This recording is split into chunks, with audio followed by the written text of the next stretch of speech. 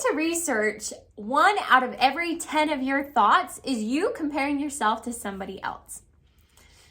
Yeah, that's a lot of time. That's a lot of thought room. And so I want to share with you my best methods and tricks to stop comparing yourself to other girls at school. Because I've been there and I know what it's like, and it's not worth your time and it's detrimental to your self-esteem. So let's talk about some of the theories behind why we compare ourselves to other people and what you can do to stop it in its tracks. So let's talk for a minute about why we compare ourselves to other people. So there's this theory called social comparison theory. And it's this idea that we as human beings like to compare ourselves to other people because it helps us determine our worth as human beings. And there's so many things wrong with that on so many levels, right? And yet, I totally know that I do this.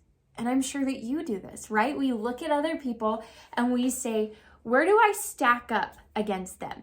Right? And that's social comparison theory, right? We take in the world around us, our peers, and we say, okay, I'm above them, I'm below them.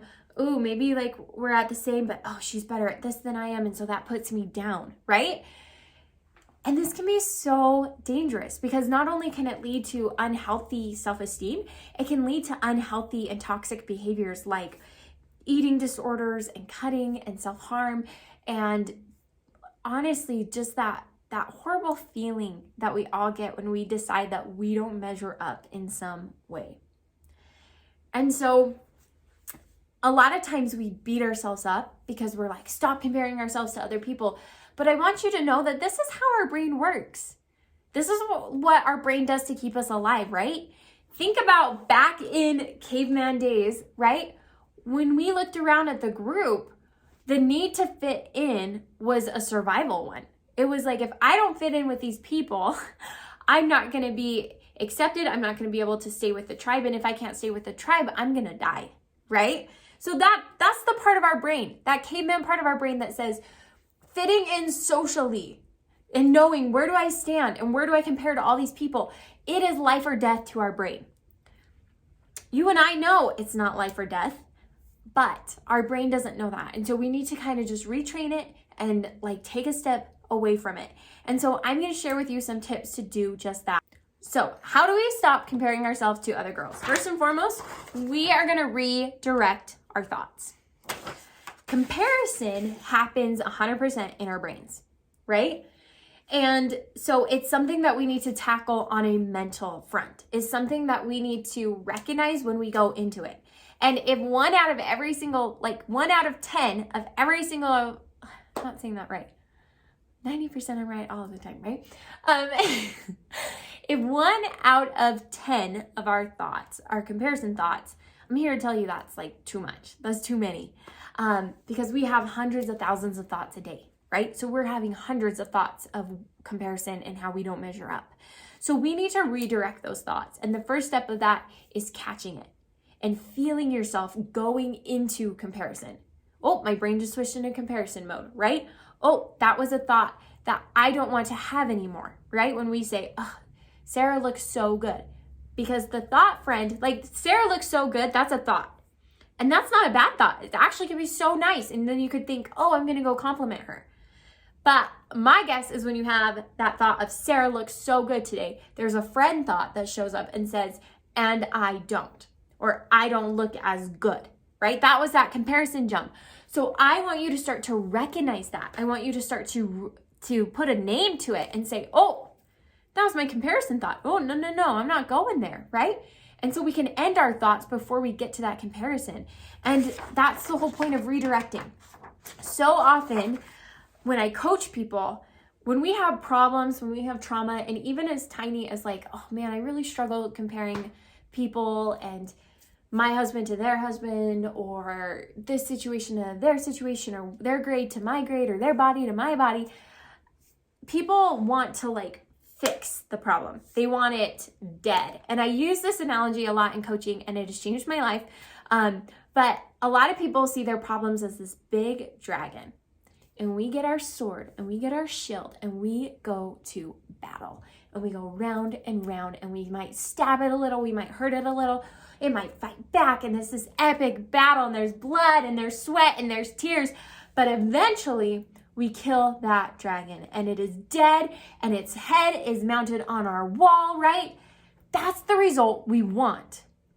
But I'm here to tell you that's not what actually happens. That dragon, the majority of times, is too big. He's too strong. He's too close to us. He's too powerful, at least right now, right? Maybe with something with comparison, we really can kill that dragon, but we can't right now. It's a little bit too big. It's a little bit too much of a habit. It's a little bit overwhelming. And so yes, we can fight. We can beat ourselves up. We can try so hard and valiantly and make a little bit of success.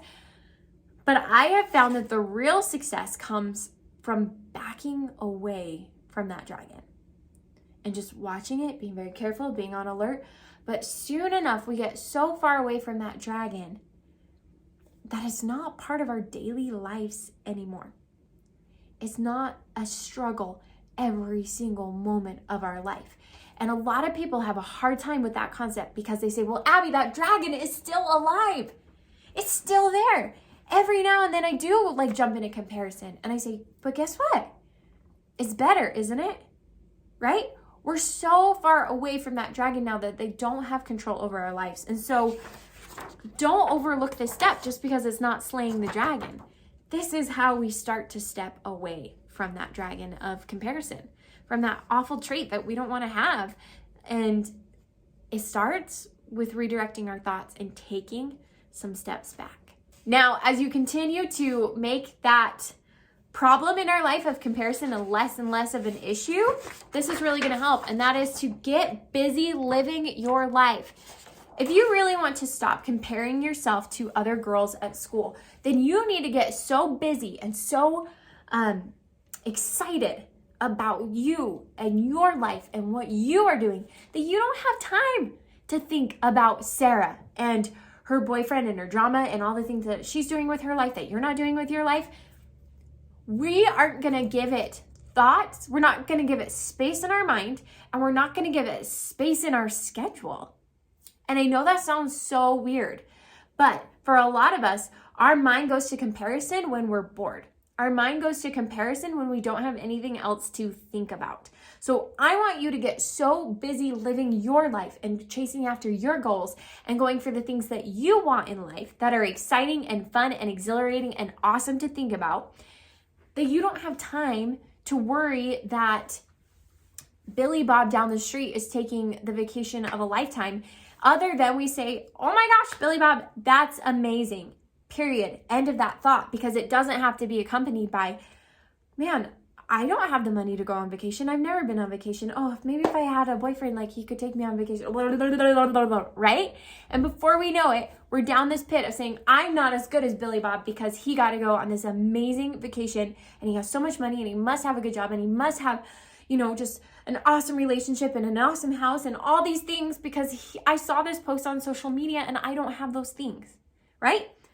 We're going to redirect our thoughts and we're going to get so busy living our life that we are totally happy for other people. And I think that's a really good marker of, are you doing this step well?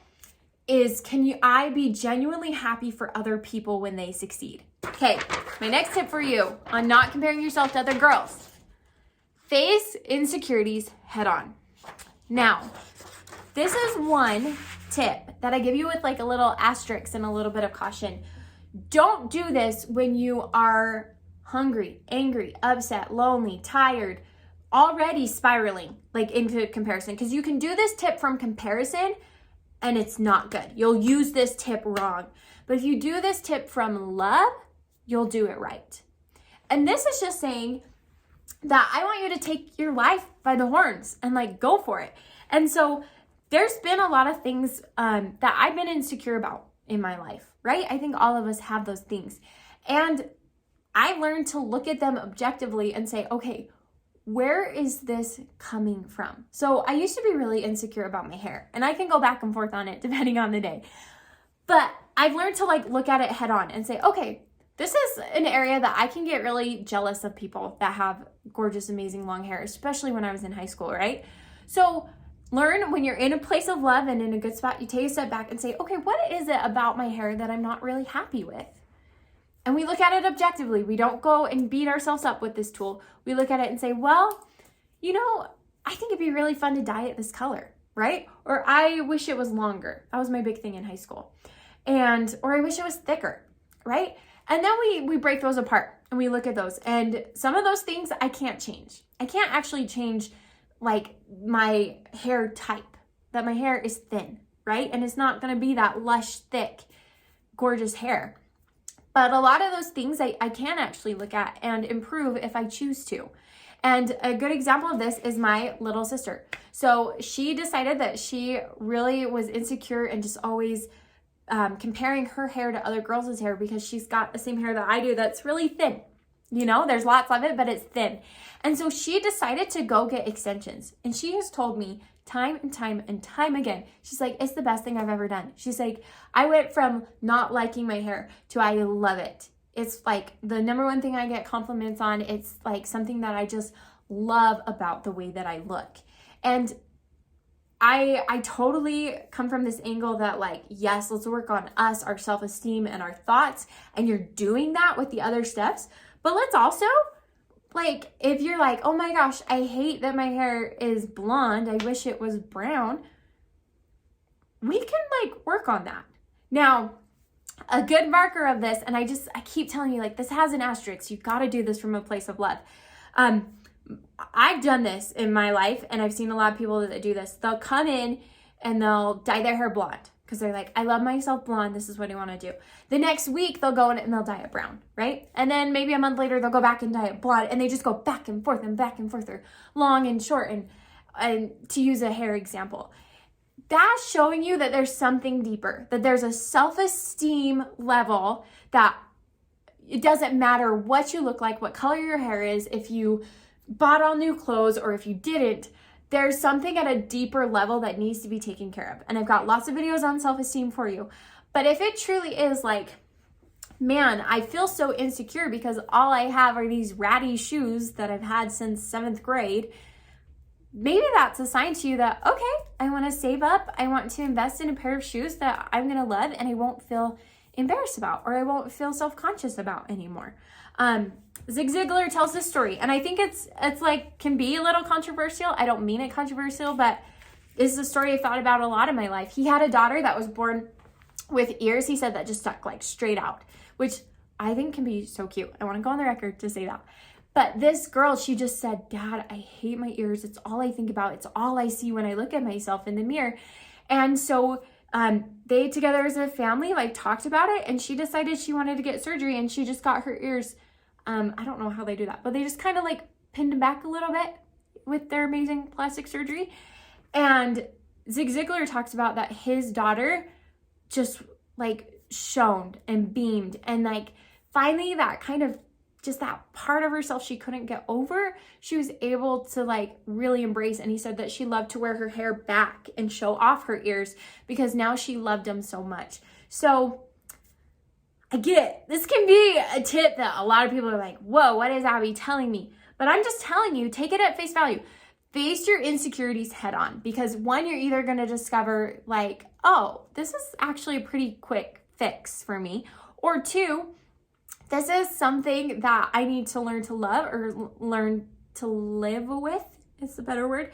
And I can do that. Now I can do that thought work because I've taken the time to like evaluate it. Okay, babe, I hope that these tips will help you out when it comes to comparing yourself to other girls at school. And most importantly, anything I could teach you in this video is just that idea that maybe we need to just start taking baby steps back from this problem that we have, that we compare ourselves to other people, right? And I don't think this is ever something that we're gonna master in a week. This is not gonna be something we're gonna master in a month or even a year. I think comparing ourselves to other people is a lifelong struggle.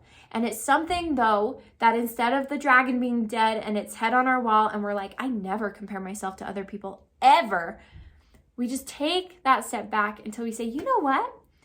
I don't do it as often. And then eventually, as we keep practicing these things, we say, oh, you know what? I really haven't done that in a long time. or we catch ourselves and we realize when we're taking steps closer to that dragon and we take some back. So I hope that this video helps you out. If you have questions or, want to know more about like my self-esteem videos or anything like that, please check out my website, Abbi Winslow. You can leave your questions and comments down below. If I see them, I would love to respond. And of course, check out my channel, Abbi Winslow. That's the whole thing. And please subscribe if you are a babe looking to just change your life and take it to that next level through life coaching and really focusing on like high school and college. So wishing you the best of luck, babe. And I know that you've got this. So can't wait to see you in my next video. Abbi J out.